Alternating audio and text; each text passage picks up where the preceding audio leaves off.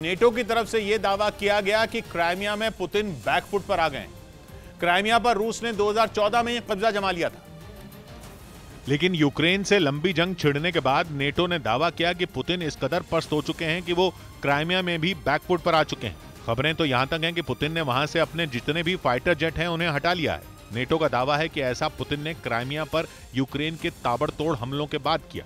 इसी महीने की शुरुआत में यूक्रेन की स्पेशल फोर्स ने क्राइमिया में रूसी सेना के एयरबेस पर जबरदस्त हमला बोला था, जिसके बाद दावा है कि पुतिन वहां से अपने 10 बेहतरीन लड़ाकू विमानों को हटा चुके हैं, क्योंकि 2014 में कब्जे के बाद से रूस ने पहली बार इस महीने में इतने भयावह हमलों का सामना किया, जिसकी कुछ तस्वीरें भी सामने आई, जिनमें दिखा कि 9 अगस्त को यूक्रेन के हमले के बाद क्राइमिया में रूसी सेना के एयरबेस में कुछ नहीं बचा। यूक्रेन के अटैक के बाद वहां से जबरदस्त धमाकों की आवाज सुनाई दी।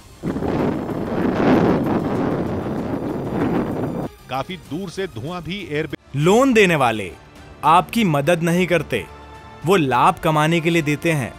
तो कौन अच्छा है और कौन बुरा है जानना चाहते हैं तो फ्रीडम ऐप को अभी डाउनलोड कीजिए। एयरबेस की तरफ से उठता हुआ दिखाई दिया। वहां के हालात इस कदर खराब दिखे कि एक के बाद एक कई ब्लास्ट होते दिखाई दिए। इस हमले के बाद उस रूसी एयरबेस की जो तस्वीरें सामने आई, उनमें वहां मौजूद फाइटर जेट पूरी तरह तबाह दिखे और एयरबेस की हालत भी हमले में बेहद खराब हो गई।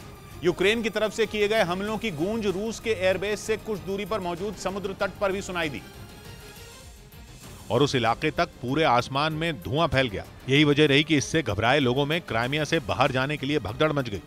इन हालात में वहां जैम लग गया और लोग कई घंटों तक रास्ते में ही फंसे रहे। कहा यह जा रहा है कि यूक्रेन ने क्राइमिया में पुतिन को पस्त करने के लिए 9 अगस्त के बाद 16 अगस्त को भी हमला बोला था, यानी कि ठीक एक हफ्ते बाद यूक्रेन ने पुतिन को फिर हिलाकर रख दिया। दावा है कि इससे पहले कि पुतिन पहले हमले से निपटने की तैयारी कर पाते, उनके जख्मों को जेलेंस्की ने ताजा कर दिया। इस बार हमला हथियारों के डिपो पर किया गया, जिसमें रूस के बड़े बड़े हथियार तबाह हो गए। हालांकि कहा तो यह भी जा रहा है कि पुतिन ने यूक्रेन को जवाब देने के लिए जमीन से हवा में मार करने वाली मिसाइलों को तैनात कर दिया है।